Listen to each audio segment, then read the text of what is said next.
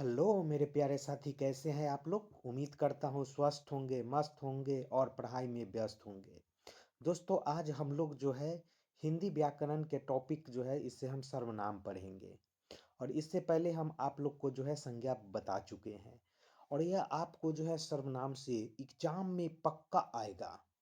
एकदम हम लोग जो है शुरू से और सबसे आसान तरीका के साथ पढ़ेंगे।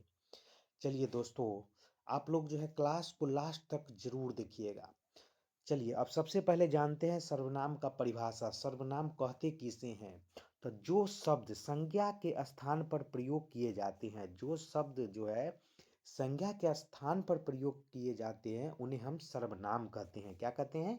सर्वनाम कहते हैं। उदाहरण देखते हैं। राम ईमानदार लड़का है। राम कैसा लड़का है? तो ईमानदार है। और वह रोज पढ़ाई करता है। और देखिए यहाँ पे राम क्या हो गया? तो राम आपका संज्ञा हो गया। क्या हो गया? संज्ञा हो गया। और वह क्या हो गया? आपका सर्वनाम हो गया। अगर हम बोलते राम ईमानदार लड़का है और राम रोज पढ़ता है, तो एक ही जो है हम लोग जो है संज्ञा का बार बार प्रयोग करेंगे तो वह सेंटेंस वाक्य अच्छा नहीं लगेगा। तो इसीलिए वहाँ पे जो है हम संज्ञा के बदले क्या चीज का प्रयोग करेंगे? सर्वनाम का।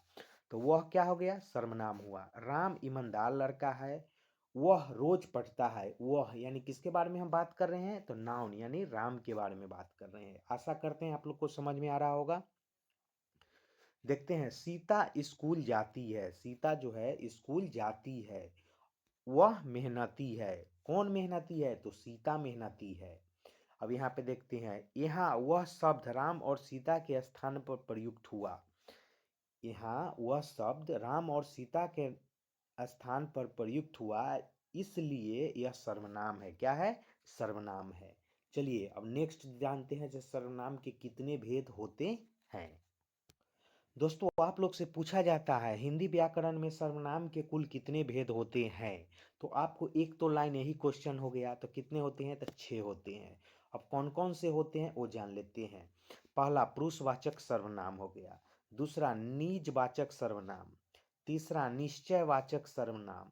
चौथा अनिश्चयवाचक सर्वनाम। पांचवा प्रश्नवाचक सर्वनाम। और छठा संबंधवाचक सर्वनाम। यानी सर्वनाम के कुल कितने भेद होते हैं दोस्तों? तो 6 भेद होते हैं।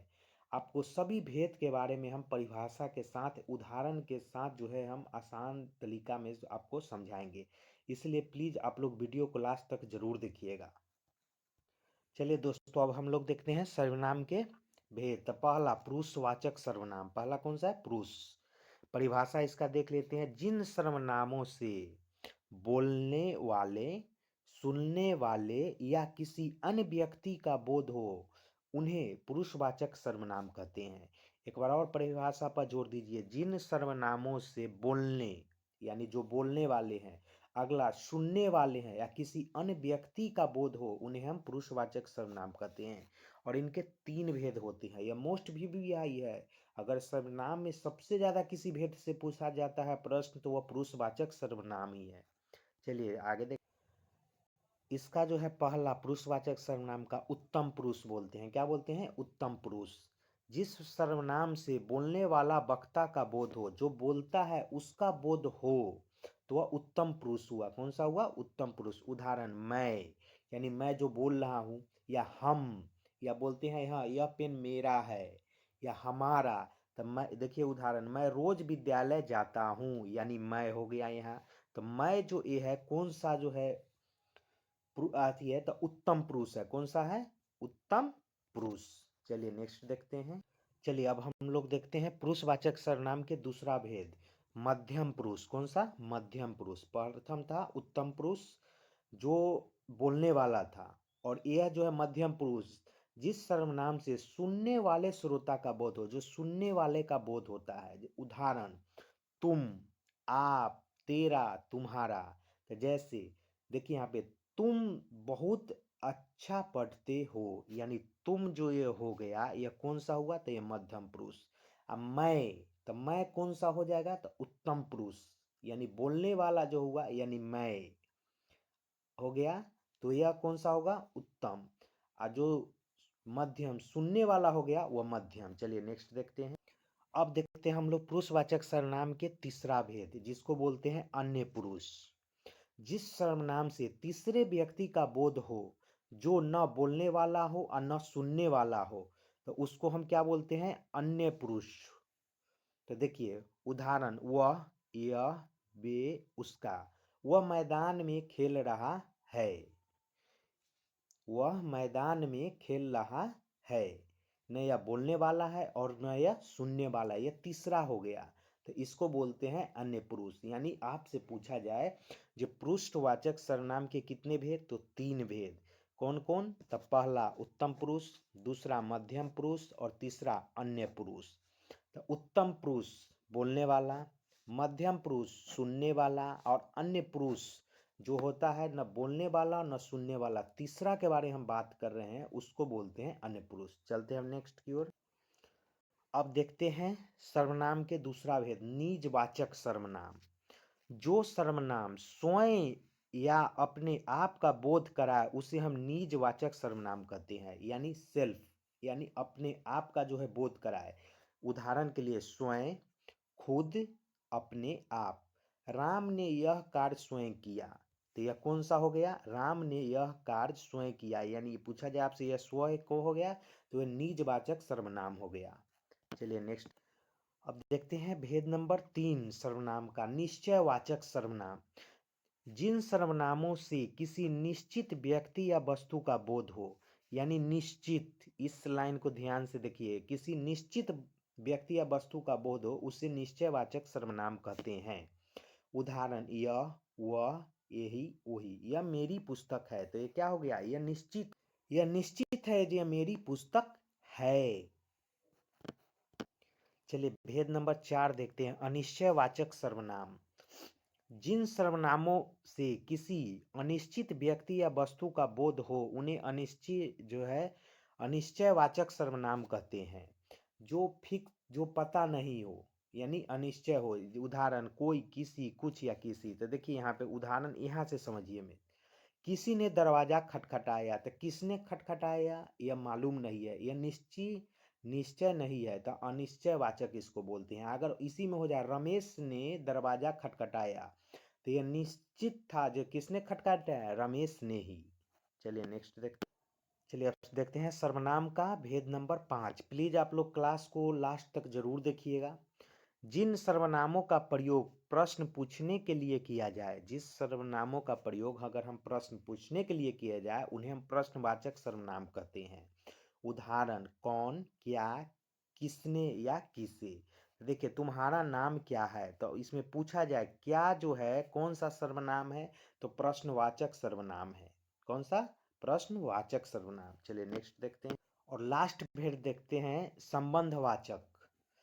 जो सर्वनाम दो वाक्यों के बीच संबंध स्थापित करते हैं उन्हें हम संबंधवाचक सर्वनाम कहते हैं। उदाहरण, जो सो, जैसा वैसा, जैसा को तैसा, यानी जितना उतना। तो यहाँ उदाहरण यहाँ से समझिए आप लोग, जो मेहनत करता है वही फल पाता है।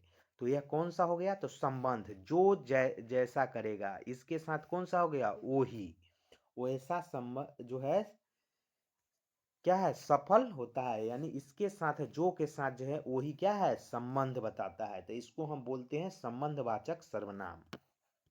अब देखते हैं दोस्तों परीक्षा के लिए विशेष बातें। जो है सर्वनाम जो है संज्ञा के स्थान पर प्रयोग शब्द को हम क्या बोलते हैं? सर्वनाम। कुल कितने भेद होते हैं? तो आपसे यही पूछ दिया जाता है जो सर्वनाम के कुल कितने भेद होते हैं, तो 6 होते हैं। सबसे ज्यादा प्रश्न किससे पूछे जाते हैं? तो पुरुषवाचक से पूछे जाते हैं। पुरुषवाचक के कितने भेद होते हैं? तो 3, उत्तम पुरुष, मध्यम पुरुष और अन्य पुरुष। उत्तम पुरुष जो बोलते हैं, मध्यम पुरुष जो सुनते हैं, और अन्य जो न बोलते हैं न सुनते, किसी तीसरा के बारे में हो उसको हम अन्य पुरुष बोलते हैं। और यह आपको किसके लिए जो है महत्वपूर्ण है? तो बोर्ड परीक्षा, एसएससी, रेलवे, बीपीएससी और एग्जाम के लिए जो है यह सर्वनाम काफी महत्वपूर्ण है। दोस्तों अब इसके साथ जो है आपका टॉपिक क्लियर हो गया सर्वनाम।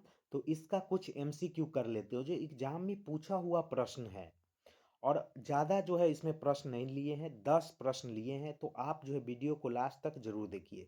जो शब्द संज्ञा के स्थान पर प्रयोग किए जाते हैं उन्हें हम क्या कहते हैं? जो शब्द संज्ञा के स्थान पर जो है प्रयोग किए जाते हैं तो उन्हें हम सर्वनाम कहते हैं। और कितने भेद होते हैं इसके? तो 6 भेद होते हैं। चलिए नेक्स्ट प्रश्न देख। निम्नलिखित में से कौन सा सर्वनाम है? लड़का, किताब, स्कूल, यह सभी क्या है? तो संज्ञा है। वह क्या हो जाएगा? तो यह सर्वनाम है। चलिए नेक्स्ट प्रश्न की ओर। आपका उत्तर इसमें हो जाएगा वह। दोस्तों ये मोस्ट वीवीआई प्रश्न है। मैं, हम किस प्रकार का सर्वनाम है? तो यह पुरुषवाचक सर्वनाम के हैं। तो पुरुषवाचक के 3 भेद होते हैं, उत्तम पुरुष, मध्यम पुरुष और अन्य पुरुष। तो मैं यानी मैं जो होता है कौन होते हैं? तो जो बोलते हैं, जो बोलने वाले होते हैं उसको मैं बोलते हैं। तो यह कौन सा होगा? तो उत्तम पुरुष होगा। कौन सा? उत्तम पुरुष। सुनने वाले को मध्यम बोलते हैं और जो तीसरा के बारे में बात करते हैं उसको अनपुरुष बोलते हैं। चलिए नेक्स्ट प्रश्न की ओर। क्वेश्चन नंबर 4 देखते हैं दोस्तों। जिस सर्वनाम से सुनने वाले का बोध हो वह क्या कहलाते हैं? तो वह मध्यम पुरुष कहलाते हैं। क्या कहलाते हैं? मध्यम पुरुष। क्वेश्चन नंबर 5 देखते हैं। स्वयं, खुद किस सर्वनाम का उदाहरण है? यानी यह निजवाचक का है। किसका है? निजवाचक सर्वनाम का उदाहरण है। चलिए नेक्स्ट। Question number 6। यह, वह किस सर्वनाम के अंतर्गत आते हैं? तो यह निश्चयवाचक सर्वनाम के अंतर्गत आते हैं। चलिए नेक्स्ट प्रश्न की ओर। क्वेश्चन नंबर 7 देखते हैं। कोई कुछ किस प्रकार के सर्वनाम है? तो कोई और कुछ यानी अनिश्चयवाचक सर्वनाम है। चलिए नेक्स्ट प्रश्न। Question number 8। कौन, क्या किस सर्वनाम का उदाहरण है? तो कौन और क्या, तो यह प्रश्नवाचक सर्वनाम का उदाहरण है। क्वेश्चन नंबर 9 दोस्तों, मोस्ट वीवीआई। जो मेहनत करता है वही सफल होता है। और इन जो वाक्यों में जो, वही कौन सा सर्वनाम है? तो यह देखिए, जो मेहनत करता है, जो और वही, तो यह संबंध बताता है, तो संबंधवाचक सर्वनाम है। और आज का लास्ट क्वेश्चन है दोस्तों। वह स्कूल जा रहा है, यानी इसमें जो हम किसके बारे में बात कर रहे हैं? उत्तम पुरुष, मध्यम पुरुष या अन्य? तो आपको बताए हैं, जो न बोलने वाला हो न जो सुनने वाला हो, वह यानी अन्य पुरुष। कौन सा हो जाएगा? अन्य पुरुष। आशा करते हैं दोस्तों आप लोग को क्लास काफ़ी अच्छा लगा होगा। तो प्लीज़ आप लोग लाइक और सब्सक्राइब जरूर कीजिए, दोस्तों को साथ शेयर कीजिए। फिर हम मिलते हैं नेक्स्ट क्लास में। आप लोग को क्लास देखने के लिए धन्यवाद।